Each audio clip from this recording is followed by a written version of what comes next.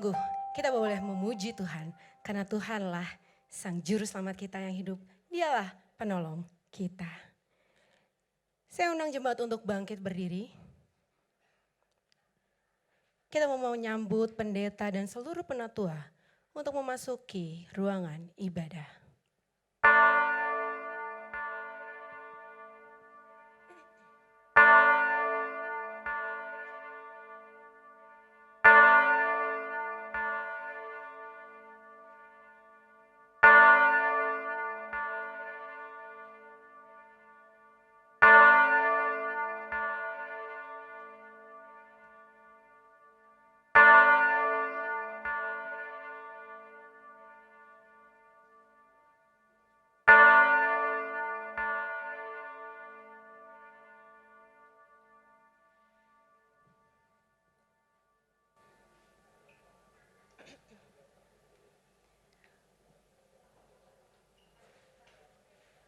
Bapak Ibu jemaat yang dikasihi Tuhan, mari kita bersaat teduh sejenak di hadapan Allah, mensyukuri rahmat dan kemurahan Tuhan dalam hidup kita.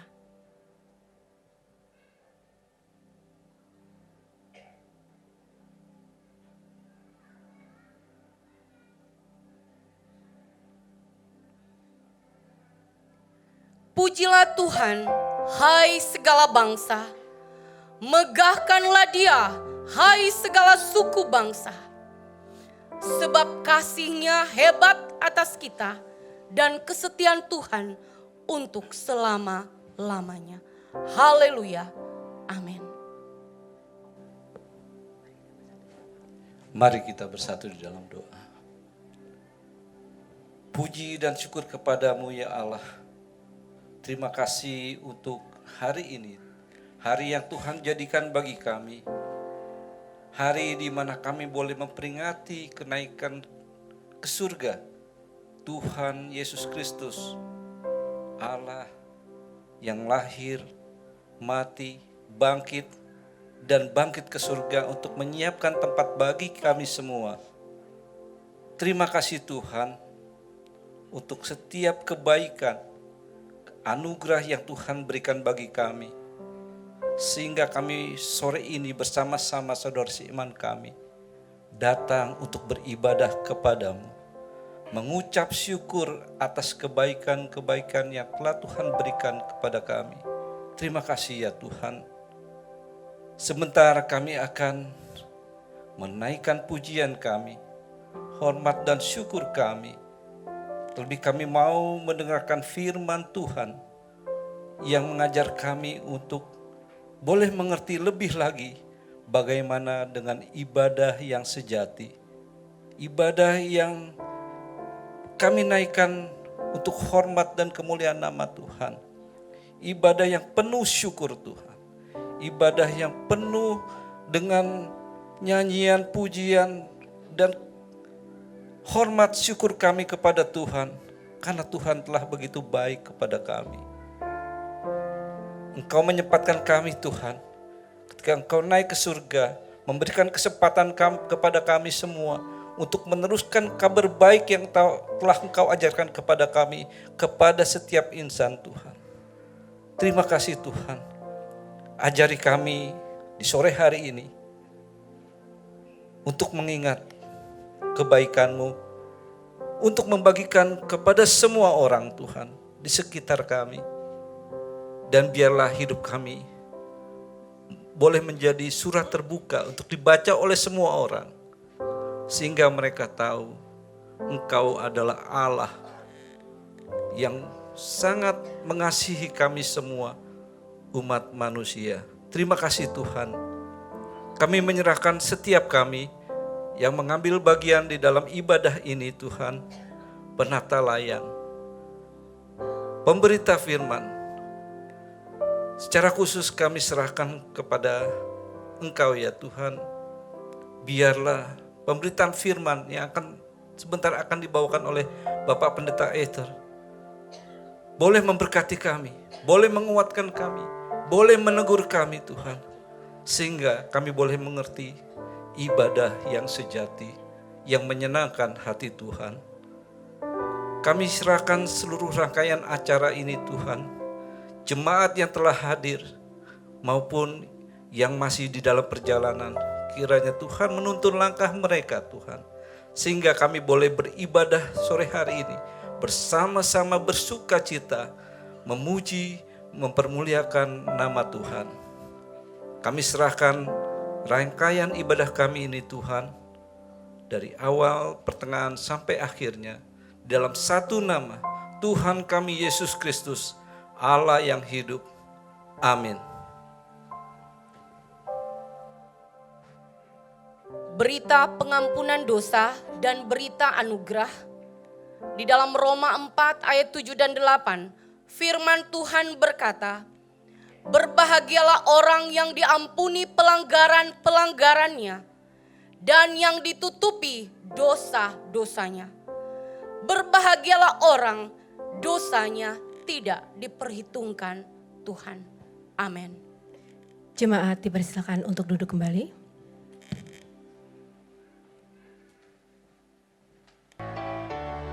Ibadah adalah persekutuan kita, umatnya dengan Allah. Ketika Allah berfirman, kita sebagai manusia merespon dalam bentuk pujian, dalam bentuk pengagungan kepada Tuhan. Ibadah adalah bukan sekedar rutinitas, tapi bagaimana keseharian hidup kita ketika kita mengagungkan Tuhan di dalam perilaku kita, dalam perkataan dan tindakan kita. Ibadah adalah satu hubungan yang erat antara kita dengan Tuhan. Jadi ketika kita menjalani hidup kita sehari-hari, itu pun adalah ibadah, memuliakan Tuhan, mengagungkan Dia lewat segala tindakan kita. Sehingga ketika kita menjalani hidup kita, kita menyadari bahwa panggilan kita senantiasa adalah beribadah kepada Tuhan, memberikan yang terbaik kepada Tuhan sebagai bentuk pujian dan hormat kita kepada Dia. Mari lakukan ibadah yang sejati, mempersembahkan hidup kita, diri kita kepada Dia. Menurut saya, ibadah yang benar bukanlah menyembah Tuhan melulu atau berdoa terus, atau bahkan saat teduh ada ibadah di luar kebersamaan itu yang kita ikutin, enggak.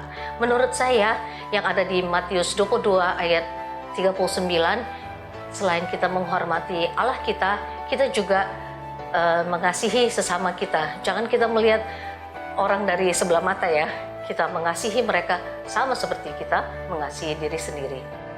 Ibadah menurut saya adalah sebuah hubungan pribadi antara manusia dengan penciptanya, sehingga manusia itu menumpahkan pergumulan hidupnya kepada sang penciptanya tanpa diketahui satu orang pun.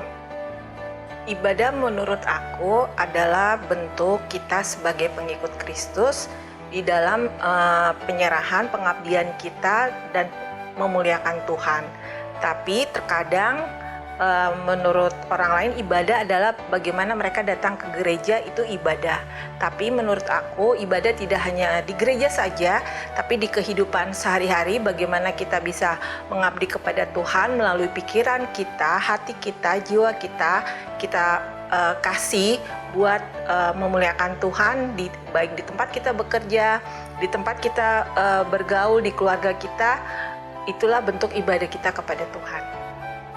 Menurut aku, ibadah merupakan kegiatan atau tindakan yang biasanya sehari-hari kita lakukan yang memiliki tujuan untuk memuliakan dan memuji nama Tuhan.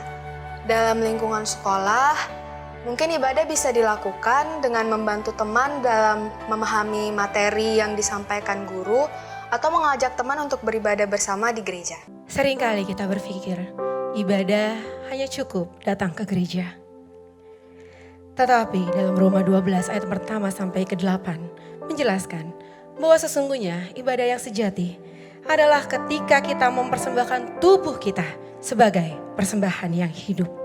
Kita diminta untuk memberikan pikiran, perasaan, dan apapun yang kita miliki di dunia ini hanya untuk kemuliaan nama Tuhan Yesus Kristus dengan hati yang tulus dan bersyukur kepada Tuhan.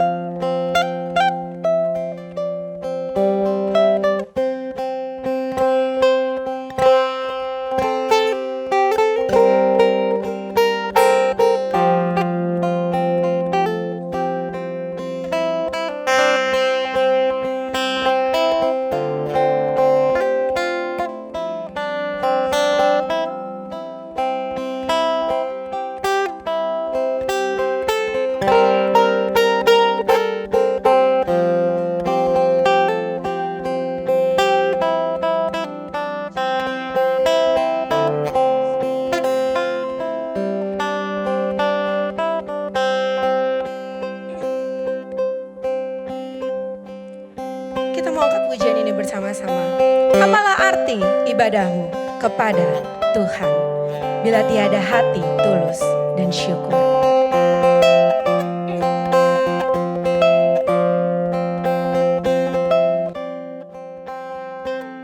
Apalah arti ibadahmu kepada Tuhan bila tiada rela sujud dan sungkur? Apalah arti ibadahmu kepada Tuhan bila tiada hati tulus dan syukur?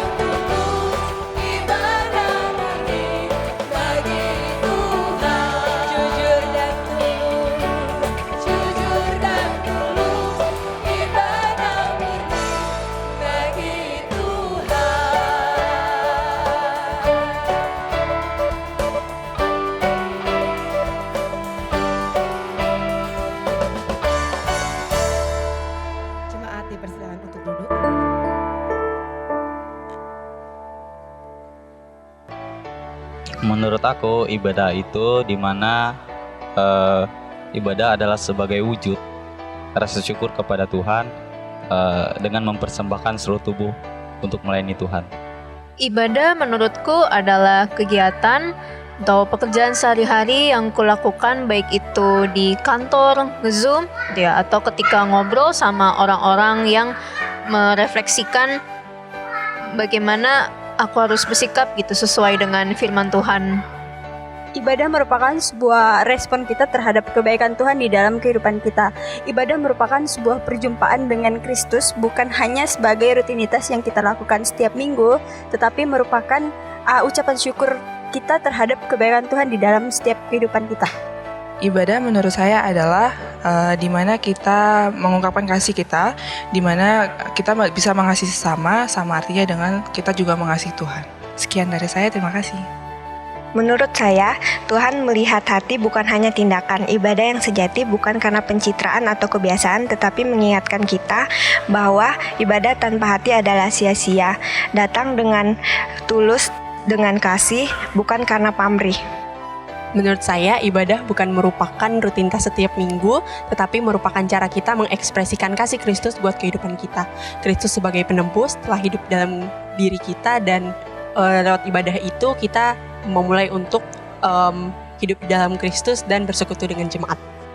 Ibadah menurut saya itu adalah suatu bentuk respon kita dalam mempersembahkan diri kita sebagai persembahan yang hidup, baik itu secara jasmani dan juga rohani kepada Tuhan, sebagai bentuk rasa hormat kita, rasa syukur kita, rasa taat kita kepada Tuhan atas keselamatan yang telah Dia berikan kepada kita.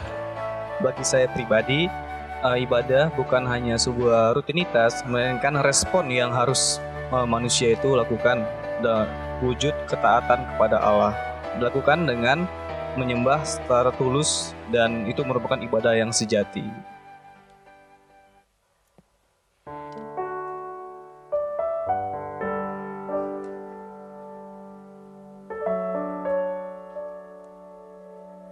Kita mau menolong sesama yang membutuhkan pertolongan. Dengan akal, kita mau berpikir untuk melakukan kebaikan kepada sesama. Dan dengan mulut, kita mau menghibur sesama kita yang sedang berduka. Dengan penuh sukacita, kita mau mengasihi sesama kita. Saya undang jemaat untuk bangkit berdiri.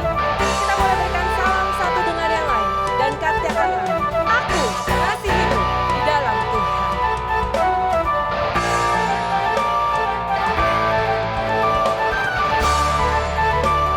Kita mau angkat pujian ini dalam bahasa Jawa. Apa maknanya? Sembahyang, dumateng.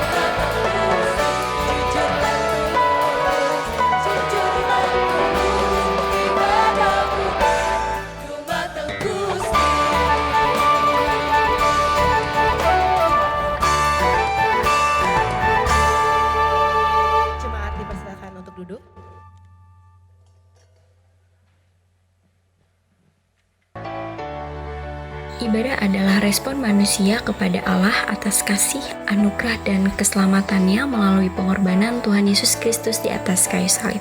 Ibadah bukan sekedar rutinitas keagamaan, tetapi sebagai bentuk relasi pribadi dan komunitas dengan Tuhan. Apa arti ibadah? Menurut saya, ibadah bukan merupakan kegiatan keagamaan gereja saja, tapi merupakan penyerahan hidup sepenuhnya kepada Tuhan. Sama seperti yang tertulis dalam kitab Roma pasal 12, di situ jelaskan bahwa ibadah sejati adalah ibadah yang kudus, yang hidup, dan yang berkenan kepada Tuhan. Shalom, saya Okta, mahasiswa Sekolah Tinggi Teologi Makedonia Ngabang.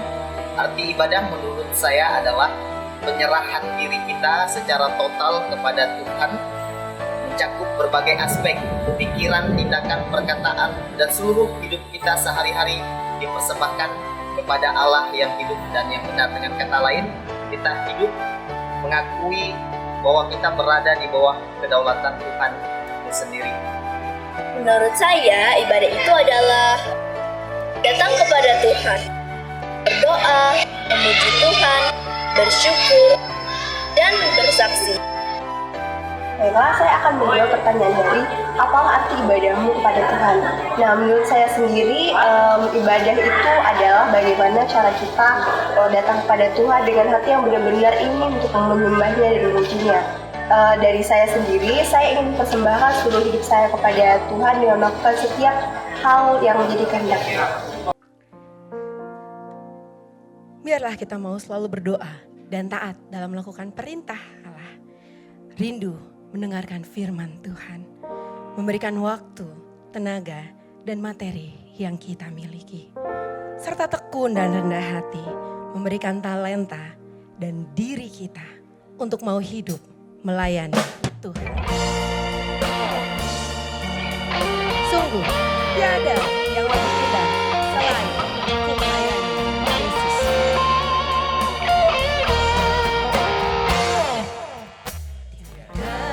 Lebih indah ku melayani Yesus, walau susah dan sukar jalannya. Takkan aku mundur sebelum berakhir hidupku, karena ku tahu apa arti hidupku. Ku melayani Yesus, itu lebih indah dari semua. Ku melayani Yesus,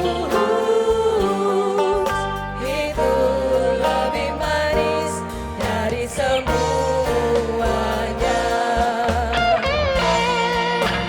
Terindah di dalamku telah kulepaskan, asal aku tahu Yesus hidup di dalamku. Terindah dalamku telah kulepaskan, kasih dalamku telah kutinggalkan, asal hati Yesus merasa senang selalu, karena ku tahu apa arti hidupku. Ku melayani Yesus, itu lebih indah dari semua. Ku melayani Yesus, itu lebih manis. Saya undang jemaat untuk bangkit berdiri. Ku melayani Yesus, ku melayani Yesus, itu lebih indah dari semua. Ku melayani Yesus, itu lebih manis dari semua. Ku melayani Yesus, itu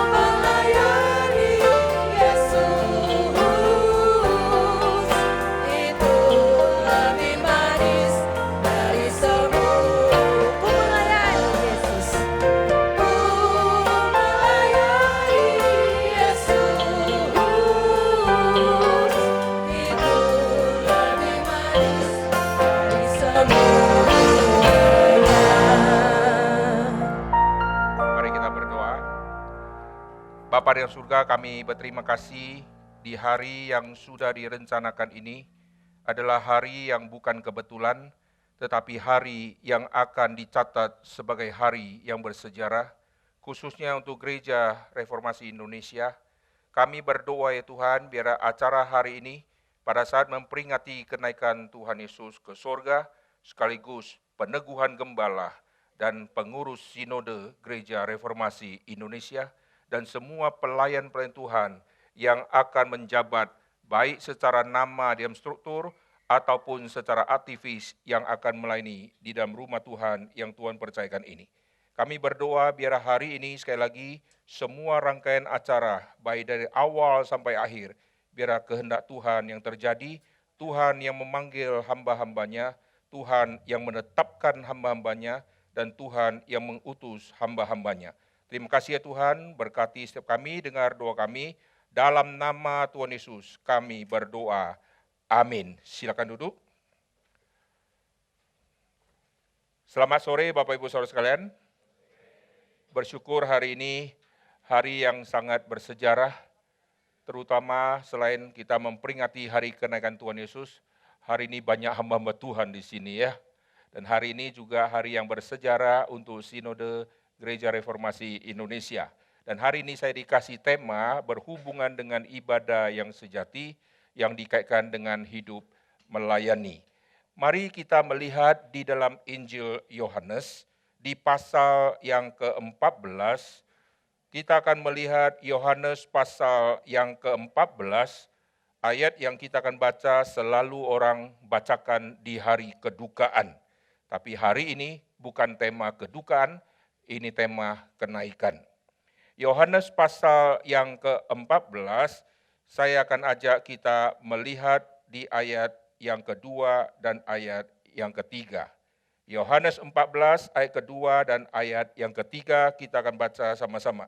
Di rumah Bapakku banyak tempat tinggal, jika tidak demikian tentu aku mengatakannya kepadamu, sebab aku pergi ke situ untuk menyediakan tempat bagimu, dan apabila aku telah pergi ke situ dan telah menyediakan tempat bagimu, aku akan datang kembali dan membawa kamu ke tempatku, supaya di tempat di mana aku berada, kamu pun berada.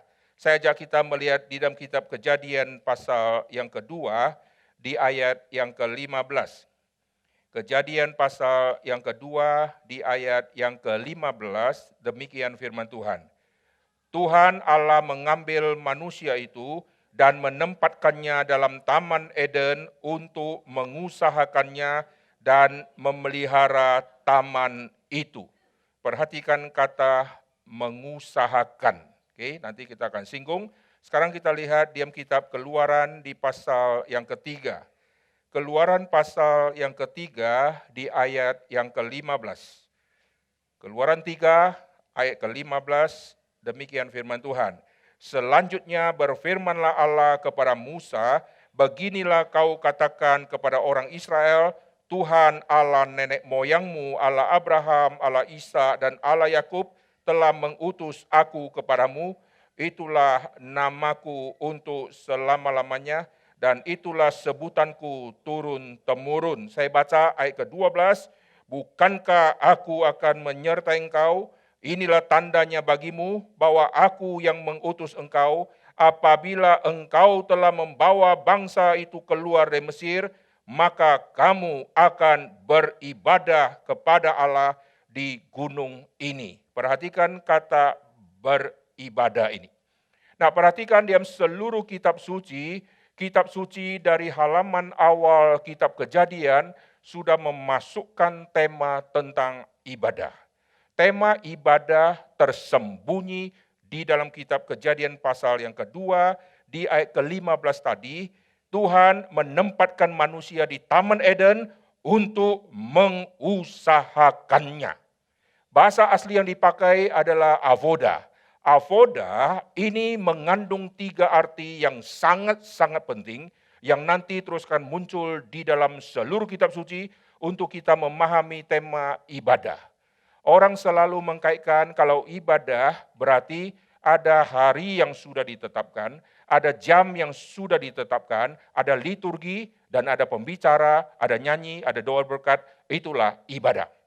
Tetapi di dalam kitab Kejadian kita melihat waktu Tuhan menempatkan manusia di Taman Eden untuk avoda. Avoda yang dipakai di sini, ini kata ini untuk kata ibadah juga memakai kata ini. Untuk kata bekerja juga memakai kata ini. Untuk kata melayani juga memakai kata ini.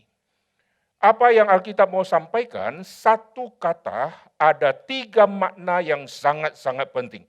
Satu kata ini mengandung unsur ibadah di dalamnya. Satu kata ini ada unsur bekerja, ada unsur melayani di dalamnya. Di dalam dunia kita selalu mengkotakkan antara dunia sekuler dengan dunia rohani. Kalau sudah bicara dunia sekuler, langsung orang settingnya sekuler. Disitulah kita menipu, kita bercakap-cakap kalimat-kalimat yang tidak ada nuansa rohani. Begitu sudah pakai jubah pendeta, sudah hari Minggu, bahasanya semua ayat Alkitab. Datang ke gereja, semua shalom-shalom. Pulang gereja, apa kau? Gitu ya, matamu gitu kan. Lalu mulai berantem dan yang lain-lain. Di dalam Alkitab kita menemukan ternyata Tuhan menggandeng 3 tema di dalam satu kata avoda ini. Berarti di dalam unsur ibadah ada unsur bekerja. Di dalam unsur bekerja ada unsur pelayanan. Pelayanan ada unsur ibadah. Maka 3 poin ini tercakup di dalam satu kesatuan. Oleh sebab itu kita melihat di dalam kitab Roma di pasal yang terakhir, Trivena dan Trifosa. Trivena, Trifosa, mereka bekerja membanting tulang dalam pelayanan ini. Pelayanan selalu orang tangkap adalah waktu yang sisa. Kalau saya ada sisa waktu, saya akan ikut pelayanan. Kalau waktu yang dipakai terlalu banyak dan terlalu rumit, maka saya menolak semua pelayanan. Tetapi kalau saya memikirkan kata kerja, langsung saya setting, saya akan banting tulang. Pagi bangun, pulang malam, lalu tidak tidur, kerjakan tugas, saya akan kerjakan. Begitu dengar kata pelayanan, harus cukup tidur, jangan kelamaan di gereja, jangan terlalu pusing, jangan terlalu banyak rapat. Kalau sudah setting kantor, banyak rapat, tidak masalah. Kalau tidak rapat, nanti omset kita berkurang dan salah prediksi dan salah lakukan aktivitas. Akhirnya orang mempersiapkan dirinya kalau sudah bangun pagi untuk ke kantor dan bekerja, dia akan luangkan seluruh tenaga, energi, dan waktu untuk menggarap di dalam dunia pekerjaan dan mencapai prestasi yang tertinggi. Begitu sudah bicara pelayanan, tunggu, kalau saya ada waktu, saya akan pelayanan. Nah, di dalam Alkitab kita melihat contoh-contoh kasus yang terjadi, ini menggabungkan pelayanan dengan pekerjaan. Paulus membuat kemah. Ini dia bekerja, tetapi motivasi dia bekerja adalah di dalam tenda. Di dalam tenda yang tanda petik, yaitu tenda pelayanan. Dia kerja bukan untuk dapatkan uang, lalu untuk dia jalan-jalan dan untuk dia berfoya-foya. Dia bekerja setengah mati untuk menghasilkan uang, dan karena waktu itu jemaat masih belum terbentuk secara banyak, maka tidak ada orang yang memberikan uang untuk misi dia. Untuk misi bisa berjalan, maka dia harus menanggung semua resiko, dan dia bekerja membuat kemah. Tetapi ini bukan profesi dia yang terus-menerus dia kerjakan. Kalau dia terus membuat kemah, tidak mungkin dia bisa menuju sampai ke Roma. Karena begitu Roh Kudus menyuruh dia berangkat, dia akan instruksi Roh Kudus dengan berkata, tunggu, itu pesanan kemah 3 bulan lagi harus jadi. Tunggu, ada 1 yang minggu depan akan diambil. Tunggu, ada 2 lagi yang 2 minggu akan diambil. Hanya misi tidak gerak-gerak. Waktu Paulus disebut dia bekerja membuat tenda atau membuat kemah, ini adalah pekerjaan di masa awal karena dia tidak mau membebankan orang-orang yang belum mengerti misi, maka seluruh biaya dia tanggung sendiri sampai nanti jemaat-jemaat waktu sudah terbentuk, Paulus mengeluarkan, ada orang yang memberikan dukungan. Jemaat Filipi mendukung dia. Maka dia tahu apa kekurangan, apa itu kelebihan. Dan dia melihat jemaat Makedonia ikut mendukung orang-orang kudus yang sedang kesusahan, padahal orang Makedonia sedang mengalami kesusahan. Maka setelah jemaat sudah terbentuk dan sudah mengerti konsep persembahan, Paulus tidak lagi bekerja mendirikan kemah, dia bekerja membanting tulang di dalam pelayanan, saudara. Banyak orang kalau kerja di dunia kantor, dia membanting tulang. Banyak orang di dunia pelayanan, dia menghindarkan diri dari keringat dan banting tulang. Tetapi Alkitab mengatakan tidak. Trivena Trifosa bekerja membanting tulang untuk pelayanan ini. Bapakku bekerja sampai hari ini, dan aku pun bekerja. Apa maksudnya Bapa bekerja? Bapa tidak buka warung, Yesus tidak buka warung. Di dalam tema bekerja, kita melihat pelayanan yang Kristus kerjakan, itu betul-betul pelayanan membanting tulang setengah mati. Perjalanan yang sudah begitu jauh, ladang yang begitu luas, manusia yang begitu banyak model, dan penolakan yang begitu banyak. Itulah medan yang Yesus harus kerjakan, dan Yesus tanda petik bekerja membanting tulang untuk semua misi dia harus terjadi dan harus digenapi dengan waktu yang sangat singkat, hanya 3,5 tahun. 3,5 tahun harus selesai menggenapkan seluruh kitab suci. Ini pekerjaan yang sangat-sangat susah. Coba semua pendeta kalau dikasih oleh sinode, selama 3,5 tahun harus lakukan apa? Lalu itemnya ada 2.000 misalnya. Kira-kira undurkan diri atau tidak? 3,5 tahun harus beres. Lalu kita mulai lihat, semua pendamping-pendampingku akan meninggalkan aku. Ngajarin mereka tidak ngerti-ngerti. Yang mendampingi aku akan menjual aku. Gitu ya. Lalu lihat lagi, aku akan ditangkap, disiksa, dimatikan. Waduh, begitu lihat semua itu langsung bergumul ulang. Tuhan, kayaknya saya salah masuk ke sinode yang salah. Kerjakan sesuatu, selalu orang punya konsep, jangan cepat-cepat, jangan buru-buru, yang penting selesai. Di dalam pikiran Tuhan Yesus, harus cepat, harus buru-buru, karena 3,5 tahun tidak boleh kurang atau tidak boleh lebih. Yesus tidak boleh mendahului 3,5 tahun, di 3 tahun sudah selesai. Dia mati di kayu salib di umur 30 dan belum 33,5 tahun. Maka semua jadi kacau. Dia harus mengikuti semua dan begitu beratnya pelayanan Tuhan Yesus. Dan ini menjadi contoh di dalam tema bekerja dan contoh di dalam tema melayani. Banyak orang kalau sudah bicara pelayanan selalu memilih-milih yang enak-enak. Belum sampai mengeluarkan peluh, belum sampai mengeluarkan energi yang begitu banyak. Nah, sekarang saya akan bahas mengenai sejarah yang sangat penting di waktu yang singkat ini.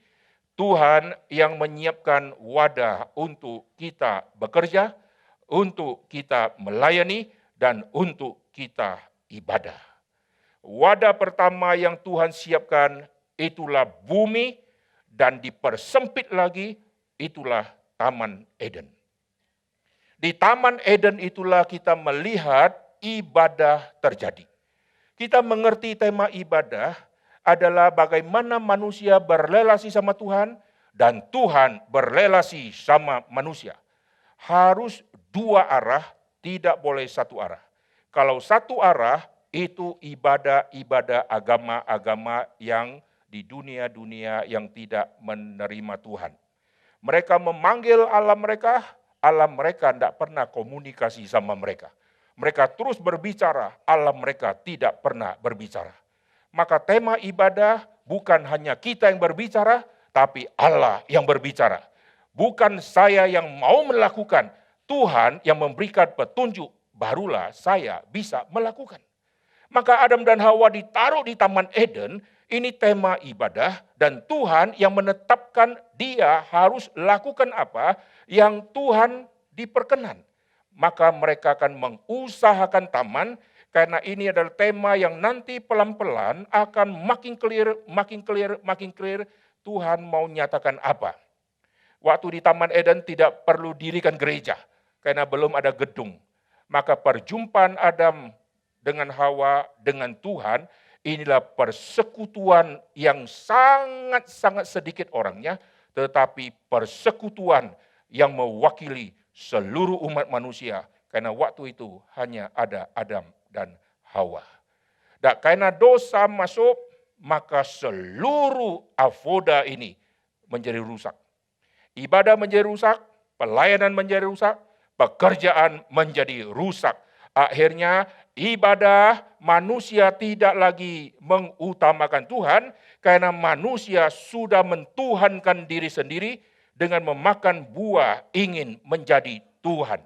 Maka seluruh ibadah berfokus kepada manusia, nanti manusia yang akan menetapkan siapa ilah yang boleh masuk ke rumahku. Kalau dia boleh masuk ke rumahku, dia akan menjadi hambaku, karena aku yang akan memerintahkan dia. Kasih saya kaya, kasih saya sukses. Kalau tidak kaya, tidak sukses, saya buang ilah ini, saya buat satu ilah yang baru, saya taruh di rumahku. Kalau tanda petik dia menjawab, semua pergumulanku, ku buatkan dia satu rumah pribadi untuk dia. Setelah itu dia tidak jawab lagi, ku buang dia, aku nempatkan lagi dewa yang baru dari bangsa yang lain. Berarti yang menetapkan dewa mana boleh masuk adalah manusia, karena manusia adalah Tuhan atas diri dan atas alam semesta. Dia yang memutuskan semua. Maka ibadah menjadi rusak. Lalu pekerjaan Tuhan kutuk dengan berpeluh, dengan bersusah payah, engkau akan mencari rezekimu sampai engkau kembali ke debu tanah. Keluarga pun di dalam kutukan karena susah payah mengandung kubuat sangat-sangat banyak. Pelayanan, apa yang dilakukan baik, dinilai oleh orang tidak baik. Maka Kain membunuh Habel. Bagi Tuhan yang Habel baik, bagi Kain yang Habel tidak baik. Dan dia anggap saingan dan dia habisi. Saudara perhatikan, dosa masuk di Taman Eden di dalam institusi keluarga. Dosa masuk dalam keluarga, yaitu Kain. Lalu kita melihat Kain membunuh Habel.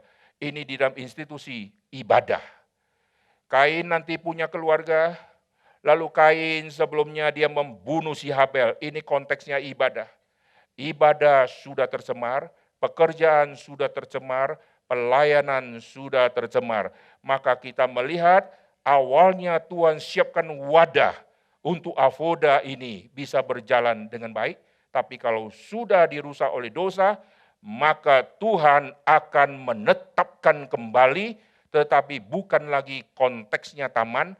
Tuhan mengatakan di dalam kitab Keluaran. Mari kita lihat sekali lagi di dalam kitab Keluaran di pasal yang ketiga, di ayat yang ke-12. Bukankah aku akan menyertai engkau, inilah tanda bagimu bahwa aku yang mengutus engkau. Apabila engkau telah membawa bangsa itu keluar dari Mesir, maka kamu akan beribadah kepada Allah di gunung ini. Avoda keluar lagi dengan terjemahan ibadah. Dan lokasi ditulis yaitu gunung. Bangsa Israel ada di kaki gunung Sinai sangat lama. Dan Alkitab catat mereka tinggal di bawah kaki gunung Sinai, lalu Tuhan turunkan hukum kepada mereka, Tuhan atur semua rangkaian ibadah secara detail. Di Taman Eden Tuhan tidak atur semua secara detail, tapi sampai kepada kitab Keluaran, Tuhan siapkan wadah, yaitu di gunung, dan Tuhan siapkan semua aturan main tentang ibadah. Barulah manusia mengerti ibadah yang sejati seperti apa. Semua agama-agama dunia, manusia yang merencanakan. Manusia yang membuat ibadah mau model apa, liturgi mau model apa, hukum yang dipakai mau model apa. Tetapi di dalam kebudayaan Yahudi, semua ditetapkan oleh Tuhan. Maka pergi ke gunung sana untuk nanti beribadah. Sekarang tanya, apakah setiap hari mereka beribadah kepada Tuhan non-stop di situ? Tidak. Mereka disuruh ke sana untuk beribadah. dan mereka harus bekerja. Mereka harus mengurusi semua keseharian mereka dan mereka akan melayani satu dengan yang lain, lalu mereka akan beribadah kepada Tuhan. Maka di Gunung Sinai itulah tempat yang sangat sakral dan Tuhan yang mengatur semua pelayan-pelayan Tuhan waktu tiba di Gunung Sinai. Karena ibadah milik Tuhan, maka Tuhan yang rekrut tanda petik karyawan. Tuhan yang tetapkan nanti siapa yang akan melayani. Yang Tuhan tunjuk, Tuhan ambil dari suku Lewi. Lalu karena misalnya saya punya rumah, saya pilih orang bekerja, maka saya tetapkan siapa yang akan bekerja di rumahku, bahkan saya siapkan baju yang dia akan pakai waktu dia menjadi hamba di rumahku. Maka Tuhan tetapkan bajunya imam. Jadi baju imam bukan karangan dari manusia, kita buat variasi merah kah, kita kasih batu kah, kita mau kasih ranting kah, mari kita buat variasi supaya berbeda dengan bangsa yang lain. Tidak, Tuhan yang tetapkan semua. Tuhan tetapkan aturan mainnya, Tuhan yang tetapkan tanggalnya, hari Paskah nanti Tuhan yang tetapkan, lalu Tuhan tetapkan hari raya, semua Tuhan tetapkan. Dan Tuhan tetapkan kapan boleh kerja dan hari raya yang mana tidak boleh kerja. Dan Tuhan yang atur semua tatanan karena ibadah ini milik Tuhan. Sekarang kalau orang dirikan gereja, mereka tidak lihat lagi yang Tuhan mau itu apa, tetapi yang masa maunya apa. Kalau masa kita banyak anak muda maunya apa, maka kita turuti supaya nuansanya menjadi nuansa anak muda. Maka kita lihat nuansa gereja sekarang sangat mengerikan. Kalau versinya yang anak muda, orang tua masuk langsung stroke di dalam. Lalu nuansanya untuk orang tua, anak muda masuk langsung gelisah dan pengen pulang. Karena seperti kebaktian perkabungan. Akhirnya gereja-gereja bukan lagi mencari apa yang Tuhan senang, tetapi apa yang manusia senang. Saudara perhatikan, hukum Tuhan tetapkan. Firman Tuhan yang tetapkan. Maka melalui firman itulah seluruh umat Tuhan ditegur dan melalui firmanlah orang-orang Lewi akan melayani dengan benar. Sekarang di dalam gereja kita melayani pakai patokan apa? Oh menurut saya ya, itu leluhur saya sebelum saya ini mereka lakukan ini. Kalau sebelum kita lakukan yang salah, maka kita meneruskan yang salah karena sudah turun-temurun. Tetapi kalau yang salah itu betul-betul salah dan tidak berdasarkan kitab suci, maka itu harus diubah. Diubah berdasarkan apa? Berdasarkan firman Tuhan. Maka kita lihat di tema yaitu gunung. Disitulah tema avodah, disitulah tema sakral yang betul-betul muncul secara sudah komplit. Lalu nanti setelah mereka meninggalkan gunung itu, kemah suci sudah ada. Nah saudara perhatikan, mulai ada wadah. Kenapa Tuhan siapkan wadah? Supaya manusia ada tempatnya, saudara. Di padang gurun tempatnya berpindah-pindah. Tetapi kemah suci itu satu adanya. Dan di mana tiang awan berhenti, maka kemah suci itu harus ada di situ. Dan disitulah umat Tuhan akan beribadah kepada Tuhan. Dan Tuhan akan berkata-kata kepada umatnya melalui wadah yang Tuhan sudah tetapkan itu. Dan nanti ada tabut perjanjian. Maka sudah ada wadah. Dan karena ada wadah, maka nanti muncullah orang-orang yang melayani. Dan Tuhan tetapkan siapa yang boleh masuk, siapa yang tidak boleh masuk. Lalu barang-barang pekakas-pekakas di dalamnya, mau diisi piano kah, organ kah gitu ya, kalau pakai konteks sekarang. Itu semua Tuhan yang tetapkan. Tuhan tetapkan kandil harus ada di situ. Meja ukupan harus ada di situ. Ini semua Tuhan tetapkan untuk membedakan dengan bangsa-bangsa lain yang manusia yang tetapkan di kuil-kuil penyembahan ilah-ilah yang palsu.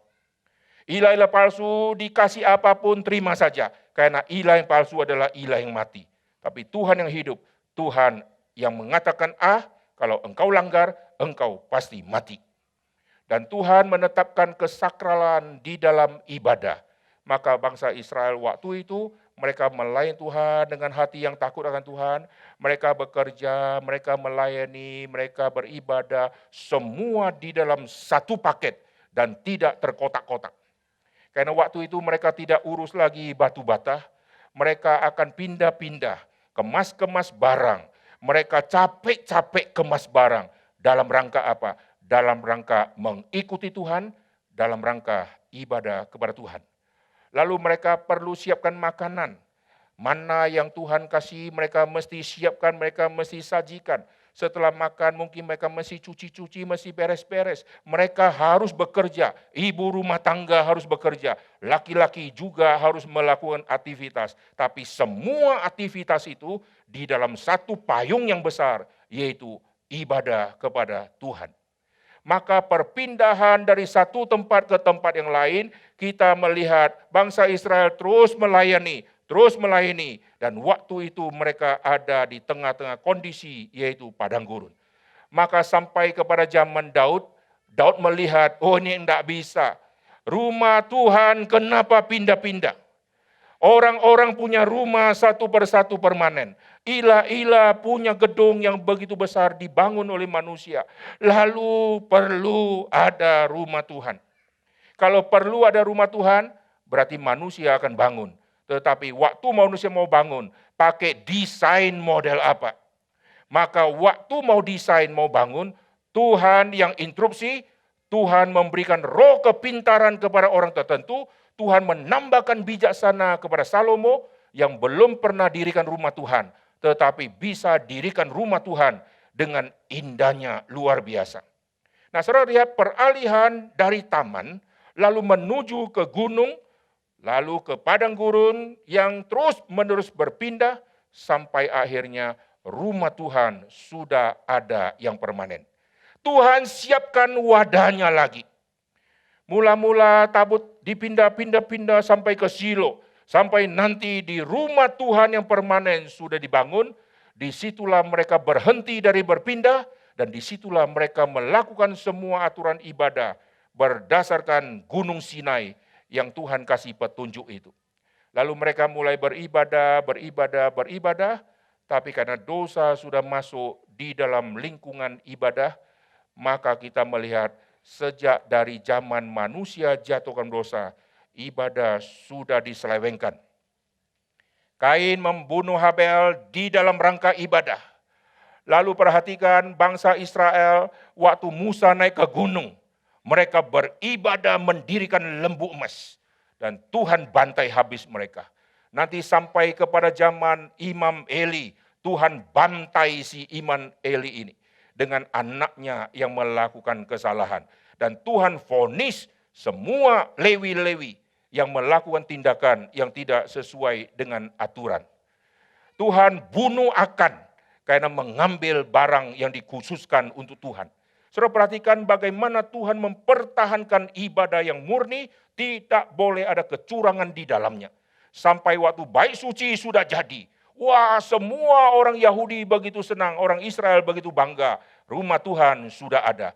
Ternyata rumah Tuhan menjadi sarang penyamun.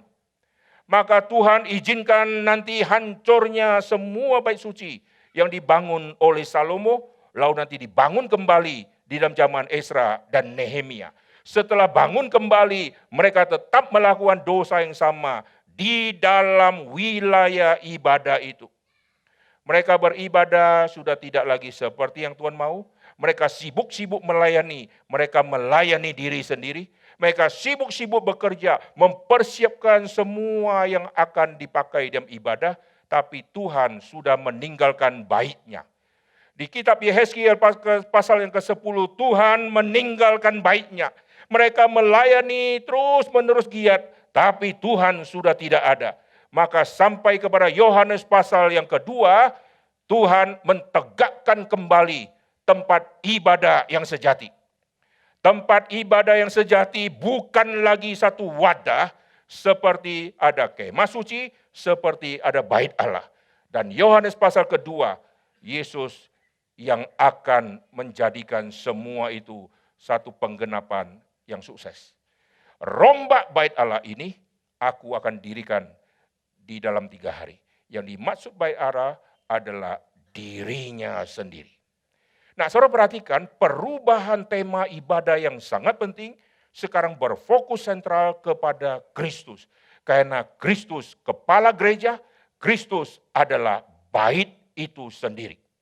Lalu Kristus adalah bait, Kristus yang merekrut semua pelayan-pelayannya. Siapa yang boleh melayani Kristus? Bukan usul A, usul B, usul C. Kristus yang merekrut semua. Yesus memilih rasul, Yesus memilih 70 murid. Lalu gereja nanti didirikan, Yesus berkata, aku akan mendirikan gereja. Aku akan mendirikan jemaatku, itulah hari Pentakosta. Hari Pentakosta tidak disangka-sangka, ternyata Tuhan rekrut dari segala bangsa untuk nanti menjadi murid-muridnya Kristus dan nanti mereka akan menyebar. Jadi pelayanan sudah tidak terfokus kepada satu gedung yang bersifat fisik, tetapi pelayanan akan menembus ke tempat yang jauh karena tidak ada lagi gedung secara fisik yang mengikat kumpulan orang yang percaya. Nah, saudara lihat perbedaan bait suci di zaman Tuhan Yesus sama saat Yesus mengatakan dirinya adalah bait suci. Di bait suci yang megah yang masih ada itu, tidak ada Tuhan. Kemuliaan Tuhan sudah meninggalkan baitnya. Lalu Kristus yang adalah bait suci, dengan palungan yang sangat mendasar itu, disitulah nanti satu persatu akan direkrut untuk masuk di dalam komunitas yang disebut gereja yang tidak terlihat. Gereja yang tidak terlihat itu maksudnya apa? Gereja ini akan melayani segala zaman, akan melayani segala macam manusia, dan mereka akan diutus untuk pergi ke tempat yang jauh. Kelemahan sinode zaman sekarang dan gereja zaman sekarang hanya melayani sinode itu sendiri. Saya keliling banyak gereja, saya sekarang masuk banyak STT. Kelemahan-kelemahan semua pelayan. Kalau sudah ada di sinode A, lalu dia akan mengabdi di sinode A. Pokok doanya akan doa terus untuk sinode A. Nanti hamba Tuhan yang sama setelah 5 tahun pindah ke sinode B, maka sinode A tidak pernah dia doakan lagi. Pada dulu dia mengebu-ngebu dan berapi-api doakan sinode A, karena sinode A mengerjakan apa yang Tuhan berkenan. Begitu dia sudah kecewa dan pindah ke sinode B, tidak pernah dia doakan lagi sinode A. Lalu setelah itu dia dibajak lagi pindah ke sinode C, dia mulai ngotot doakan sinode C. Sinode A dan B, dia tidak peduli lagi, mau mati ya matilah, pokoknya saya sudah ada di sinode C. Maka kadang-kadang kesetiaan hamba Tuhan perlu ditanda tanya. Amin. Di mana dia berada dan di mana dia dapat honor, di situ dia akan mati-matian. Di dalam kitab suci kita melihat semua anak-anak Tuhan, termasuk hamba-hamba Tuhan, tidak boleh diikat di satu tempat, lalu satu tempat itu menjadikan satu hamba Tuhan menjadi miliknya dia. Kita semua miliknya Tuhan, amin. Kalau Imam Yitro punya konsep seperti kita, dia akan tahan si Musa, tidak usah kau pergi. Kamu menantu ya, saya imam ya, saya imam di Midian, Midian keturunan dari Abraham. Saya punya leluhur juga orang percaya ya, keturunan dari Abraham dengan Ketura. Kau sudah di sini, kau mantu. Saya kalau imam pasti ada rumah Tuhan, tempat ibadah. Kalau ada tempat ibadah, meskipun sederhana, kau harus mengabdi di sini. Lihat, orang-orang sini perlu Injil misalnya, lalu ikat dia. Kalau Musa diikat, maka 2 juta manusia tidak dapat berkat. Maka kita kalau sebagai hamba Tuhan, sinode harus memikirkan selain melayani di sinode sendiri, maka perlu melayani di tempat-tempat yang lain. Amin. Sehingga kalau Tuhan sudah memanggil satu hambanya, dan hamba ini sisa waktu melayani cuma 10 tahun, maka 10 tahun dia akan menggenapkan semua misi Tuhan itu dia, yang mungkin akan menjangkau sangat luas, tapi karena ada di satu sinode yang sempit pikiran, maka hamba Tuhan itu diikat, akhirnya 9 tahun berikutnya tidak melakukan apa-apa, dan akhirnya hamba Tuhan itu tua, lalu mati, waktu ketemu Tuhan, Tuhan akan tanya, mengapa kau tidak kerjakan apa yang Tuhan sudah gerakkan. Ya Tuhan, saya mau kerjakan, tapi sinode mengikat saya. Maka sinode perlu bertobat gitu ya. Hamba Tuhan juga perlu bertobat. Banyak hamba Tuhan kalau sudah dari satu tempat, honor sudah tetap, maka khotbah sudah ditetapkan, dia hanya siapkan khotbah untuk saatnya dia naik. Sisanya dia akan santai-santai, pokoknya ada orang tidak ada orang, akhir bulan saya terima honor. Nah, kita lihat kembali waktu Yesus mentegakkan satu ibadah yang benar, yaitu semua ibadah harus berfokus kepada Kristus dan berfokus kepada salib Kristus, salib yang adalah penderitaan, berfokus kepada misi yang global. Amin.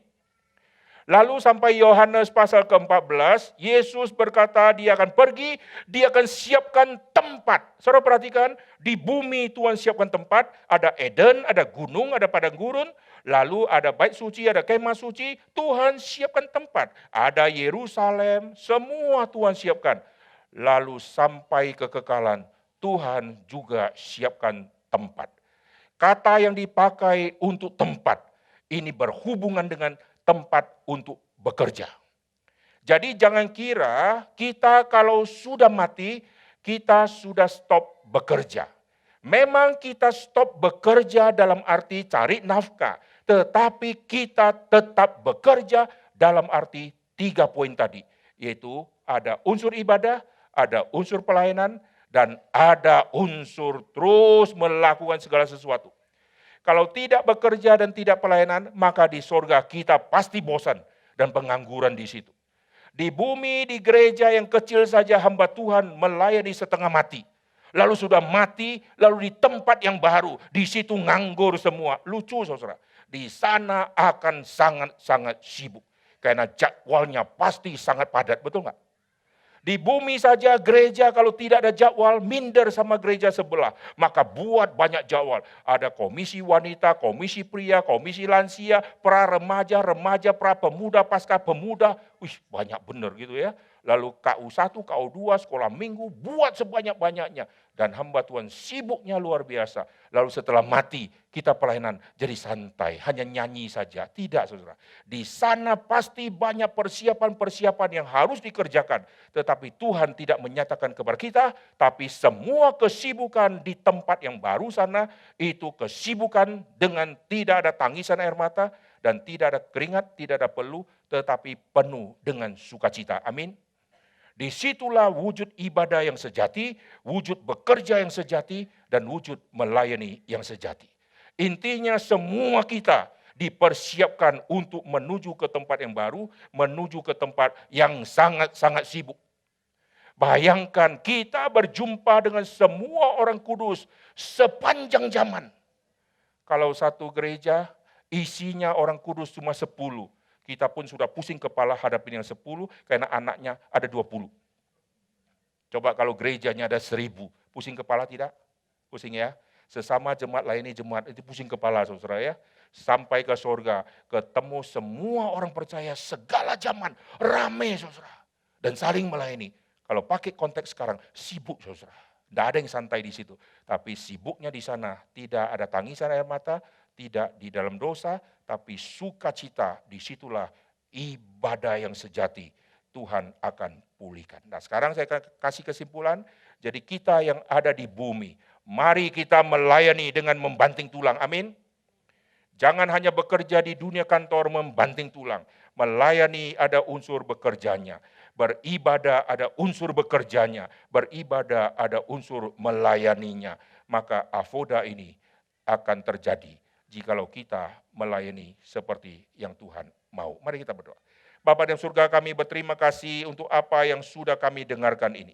Kami berdoa ya Tuhan, dalam sisa umur kami yang tidak panjang, hamba-hamba Tuhan yang melayani di dalam batas waktu umur tertentu, ada yang sudah harus pensiun, dan sebelum pensiun sisa berapa tahun, biarlah Tuhan membuka pikiran sinode, Tuhan membuka pikiran semua pengurus untuk memaksimalkan semua hamba Tuhan, dan gereja yang Tuhan izinkan ada di muka bumi harus menjadi berkat dan melayani segala makhluk, harus menjadi berkat melayani semua umat Tuhan yang ada di seluruh penjuru.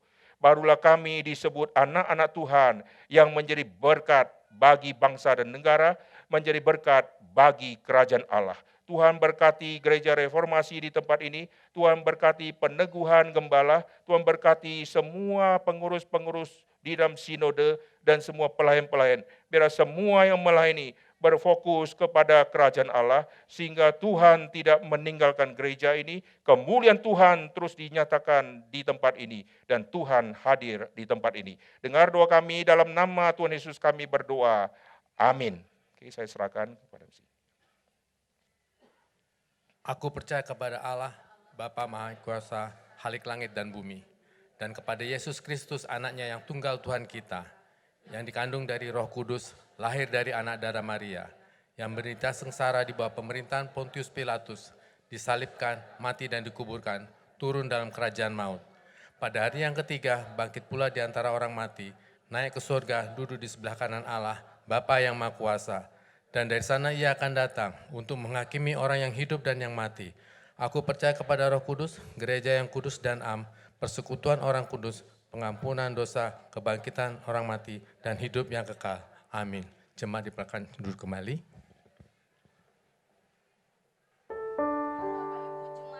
Dikasihi Tuhan kita Yesus Kristus, saatnya bagi kita untuk mempersiapkan hati kita, memberikan persembahan ungkapan syukur kita kepada Allah.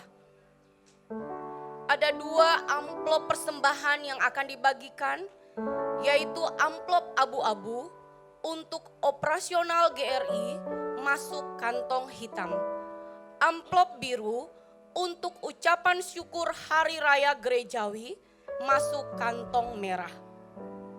Yang menjadi dasar bagi kita sebagai umat Tuhan memberikan persembahan syukur kita kepada Allah. Di dalam Kisah Para Rasul 20 ayat 35, firman Allah berkata, dalam segala sesuatu telah kuberikan contoh kepada kamu, bahwa dengan bekerja keras begini, kita harus membantu orang-orang yang lemah. Dan harus mengingat perkataan Tuhan Yesus, sebab ia sendiri telah mengatakan, lebih berbahagia memberi daripada menerima. Amin. Bagi Bapak Ibu yang belum mendapatkan amplop, boleh mengangkat tangan. Nanti petugas akan memberikan amplop kepada Bapak Ibu. Ayo, di sebelah sana.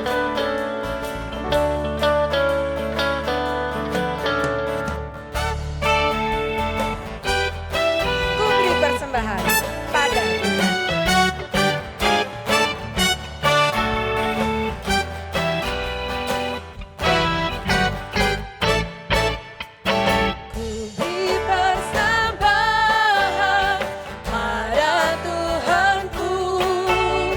Sambil puji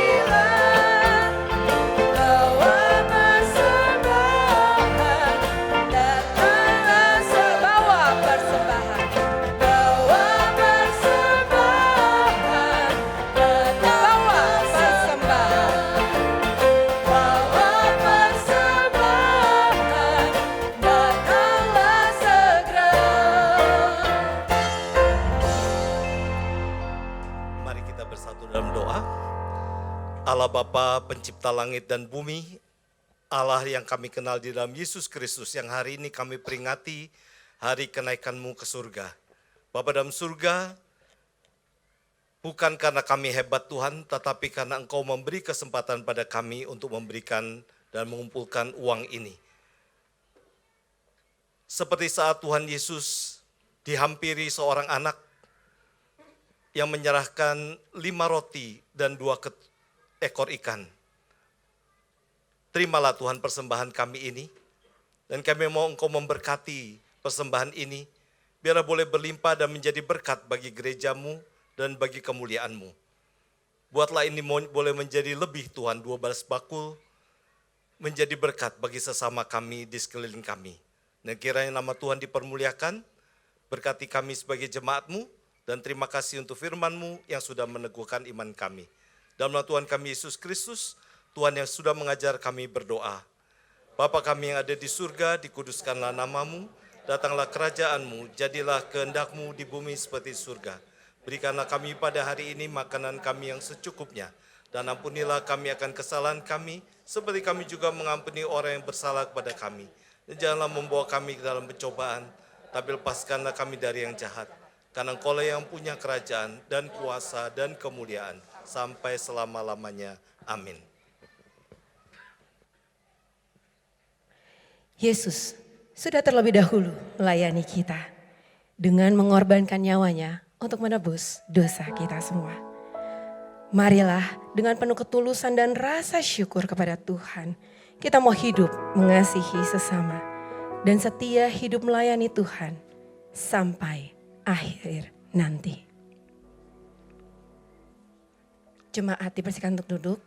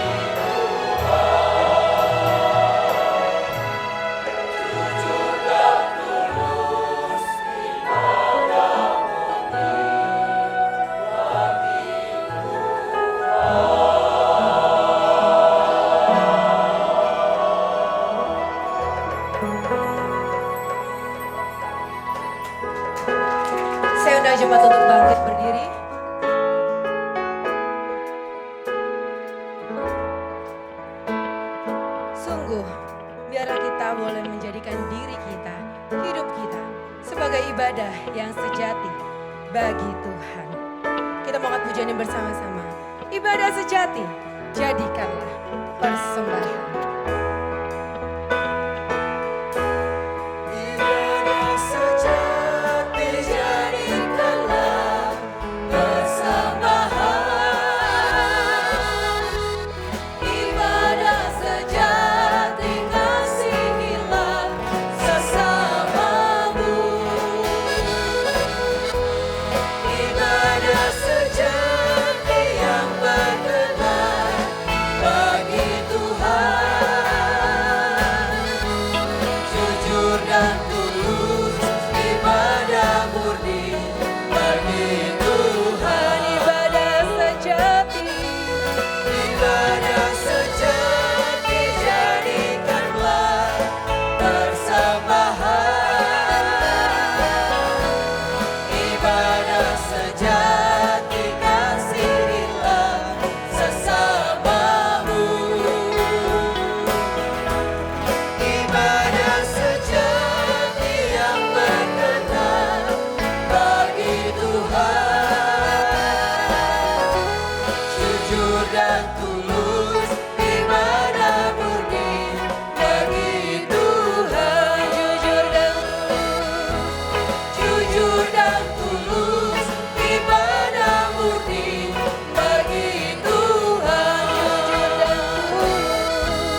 Jujur dan tulus, ibadah murni bagi Tuhan.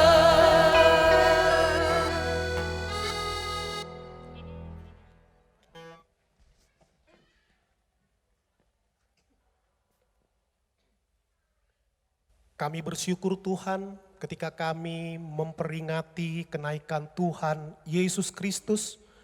Tuhan di dalam kemenangannya yang gilang gemilang, duduk di atas tahta sorgawi. Engkaulah Allah yang berkuasa dan mengendalikan jalannya sejarah. Karena itu ya Tuhan, sudah sepantasnya kami datang ke rumah-Mu yang kudus, beribadah, berbakti kepada Tuhan.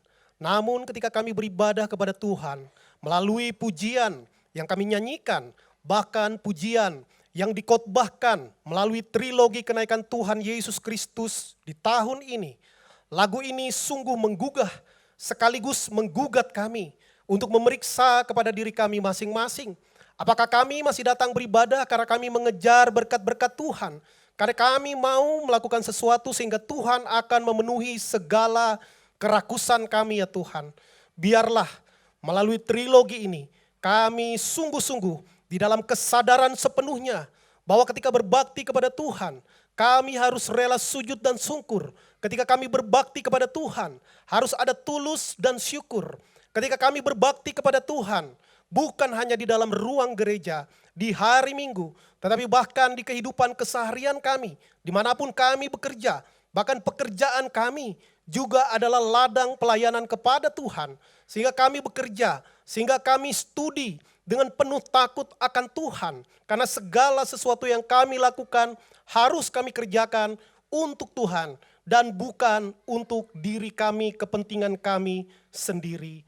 Dan bahkan juga mengasihi sesama adalah wujud dari ibadah yang sejati. Dan hari ini kami kembali disadarkan, diingatkan bahwa melayani Tuhan adalah sebuah panggilan yang tidak diberikan kepada orang-orang sembarangan. Tetapi Tuhan mau memakai kami bukan karena kami, tetapi karena Tuhan yang mau memilih kami. Karena itu ya Tuhan, kalau gerejamu hari ini melakukan pelembagaan jemaat, GRIWB, GRIPP, kiranya Tuhan yang menolong hamba-hamba Tuhan, pelayan-pelayan Tuhan yang sudah didoakan oleh umat Tuhan, oleh hamba-hamba Tuhan yang Tuhan pakai. Kiranya Tuhan memakai gerejamu, Gereja Reformasi Indonesia di tangan Tuhan. Bukan hanya untuk mengembangkan sinode sendiri, tetapi juga kami mulai memikirkan untuk menjadi berkat bagi umat-umat Tuhan, bagi orang-orang yang bahkan di luar organisasi kami. Sehingga kami sungguh-sungguh menjadi alat di tangan Tuhan. Terima kasih Tuhan. Berkatilah hamba-Mu Bapak Pendeta Aiter yang telah Tuhan pakai untuk memberikan pencerahan, untuk menyatakan kebenaran, sehingga kami sungguh-sungguh dengan setia melakukan tugas panggilan pelayanan yang Tuhan percayakan kepada kami. Terima kasih Tuhan, terima kasih. Jemaat yang terkasih di dalam Tuhan, usai sudah ibadah kita akan kembali kepada kehidupan keseharian kita. Ingatlah apa yang menjadi pesan dari ibadah kenaikan Tuhan Yesus di tahun ini. Ada trilogi agar kita terus memeriksa diri kita, sehingga ibadah kita, baik melalui ibadah ritual maupun di keseharian kita mempersembahkan menjadi hormat dan kemuliaan bagi nama Tuhan, Sang Kepala Gereja, Sang Pemilik hidup kita. Sekarang arahkanlah hati dan pikiranmu kepada Tuhan dan terimalah berkat daripadanya. Tuhan memberkati engkau dan melindungi engkau. Tuhan menyinari engkau dengan wajahnya dan memberi engkau kasih karunia. Tuhan menghadapkan wajahnya kepadamu dan memberi engkau damai sejahtera. Turunlah atas kita sekalian anugerah dari Tuhan Yesus Kristus, kasih dari Allah Bapa, pertolongan Allah Roh Kudus bagi kita senantiasa mulai saat ini sampai sepanjang segala masa. Amin.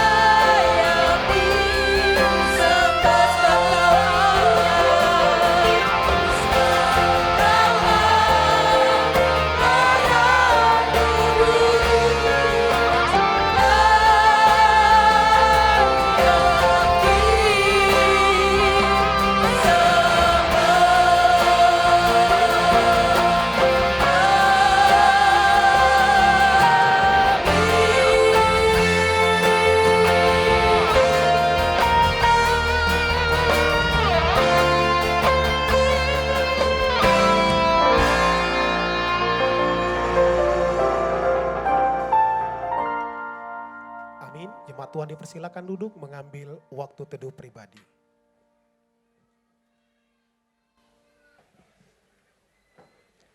Shalom. Selamat hari kenaikan Tuhan Yesus Kristus bagi kita sekalian. Izinkan saya bertanya, adakah di antara kita yang baru pertama kali hadir beribadah bersama dengan Gereja Reformasi Indonesia? Kalau ada boleh angkat tangan Bapak Ibu Saudara-saudari.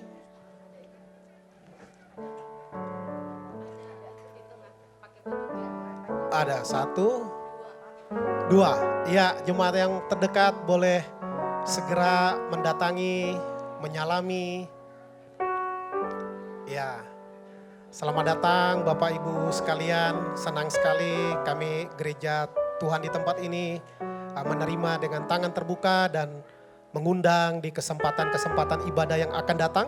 Boleh bersama-sama berbakti dengan umat Tuhan di Gereja Reformasi Indonesia. Baik, kita akan kembali menyimak pesan bagi kita, masih terambil dari buku Jawaban Inspiratif karya hamba Tuhan yang kita kasih bersama mendiang Pendeta Bigman Sirait. Mari kita simak. Bapak Ibu yang dikasihi dalam Tuhan Yesus Kristus, hari ini kita akan melanjutkan pembacaan bab ke-29 dari buku Jawaban Inspiratif dengan tema Alkitab bukan firman Tuhan. Bapak Pendeta yang kami hormati, baru-baru ini ada lagi satu buku yang tujuannya menyerang kekristenan dan telah beredar di toko-toko buku. Judulnya The True Gospel of Christ, karangan seorang bernama Elia Sheikh. Dia itu cendekiawan Kristen Iran. Dia membeberkan secara terperinci tentang banyaknya perbedaan antara keempat Injil, Matius, Markus, Lukas, dan Yohanes, menyangkut kematian dan kebangkitan Yesus. Bertolak dari banyaknya perbedaan itu, Elyashiah menyimpulkan kalau Alkitab bukan firman Tuhan. Bagaimana menurut Bapak, selaku pembawa firman Tuhan menanggapi ini? Selain itu, dewasa ini banyak sekali pengkhotbah yang mengartikan Alkitab dengan nubuatan, pewahyuan, dan secara logika ini membingungkan saya sebagai jemaat. Manakah yang benar? Sedangkan sebagai pengikut Kristus, saya dituntut untuk kritis atas khotbah. Mohon penjelasan. Terima kasih. Memang banyak hal yang bisa membingungkan dalam memahami apa kata orang tentang Alkitab. Namun yang membingungkan tentu saja bukan Alkitab, melainkan tafsirannya. Bagaimana seharusnya menafsirkan agar tidak salah, atau paling tidak sedikit salah, dan mendekati kebenaran? Langkah pertama, pelajari dengan baik siapa sang penulis, latar belakang penulisan, situasi, dan kondisi saat itu, dan tujuan penulisannya. Ini perlu agar kita memahami dengan cermat maksud si penulis atas tulisannya. Langkah kedua, baca tiap ayat, tidak boleh lepas dari perikopnya. Lalu tiap perikop tidak boleh lepas dari pasalnya. Dan tiap pasal tidak boleh lepas dari kitabnya. Dan sangat penting, tiap kitab tidak boleh lepas satu dengan lainnya. Tiap kitab dalam Alkitab saling melengkapi, saling menjelaskan. Langkah ketiga, perhatikan tradisi para rasul dalam memahami Alkitab. Misalnya bagaimana rasul menafsirkan pada Perjanjian Lama, lihat 1 Korintus 10 ayat 1-13. Lalu juga tradisi gereja turun-temurun dari zaman ke zaman. Itu perlu dipahami. Temukan benang merahnya, termasuk perpisahannya jika ada. Sehingga dengan memahami sejarahnya, kita tertolong banyak untuk mendekati kebenaran yang sejati. Karena itu, pengkhotbah yang tidak mau sekolah atau belajar sering bersembunyi di balik kata-kata, Tuhan berkata kepada saya. Ini paling gampang kan? Dan ini membuat orang Kristen menjadi lemah menalar. Nubuatan itu Alkitab. Coba kita baca dari 2 Petrus 1, dari ayat 20-21, Wahyu 22 ayat 7 dan 18 dan 19. Dalam PL, bentuknya sebagai pemberitahuan akan Mesias yang akan datang, yaitu Yesus Kristus. Jadi, Alkitab bisa disebut nubuatan yang berbentuk pewahyuan dan juga ilham. Baca dari 2 Timotius 3 ayat 16. Soal logika, ya pasti ada logika penulisannya. Misalnya dalam penulisan kan ada urutan peristiwanya, atau dalam surat-surat ada pembukaan, isi, dan penutup. Dan sisi lain kita juga butuh logika dalam memahami Alkitab, yaitu pikiran yang telah diperbarui oleh Roh. Artinya tidak ada beda yang salah, hanya saja pendekatannya yang berbeda. Yang kita perlukan adalah pembelajaran yang tidak pernah berhenti. Sekarang soal buku The True Gospel of Christ, karangan Elyashiah. Saya belum membaca buku Elyashiah. Tapi soal Alkitab salah hanya karena perbedaan versi pemahaman, itu sangat tergesa-gesa. Alkitab benar 100%. Esensi soal kematian dan kebangkitan Yesus dalam keempat Injil semua sama, tidak ada yang berbeda. Yang berbeda soal jumlah malaikat dan data lainnya itu bukanlah esensinya. Perbedaan itu sendiri justru kekayaan gaya pelaporan, sekaligus keorisinalan berita. Bukan rekayasa, berita senada dari seorang penulis. Bayangkan, 4 penulis Injil bisa memberitakan esensi berita yang sama. Saran saya, perbanyak membaca buku-buku teologi bermutu. Belajar terus dan temukan kekayaan Alkitab yang sudah dinista sejak ribuan tahun lalu. Namun tetap tegar. Luar biasa ya, Alkitab memang benar, tidak salah dan tidak khilaf. Demikianlah pembacaan buku Jawaban Inspiratif hari ini. Semoga menjadi inspirasi bagi kita semua. Pujilah nama Tuhan. Amin.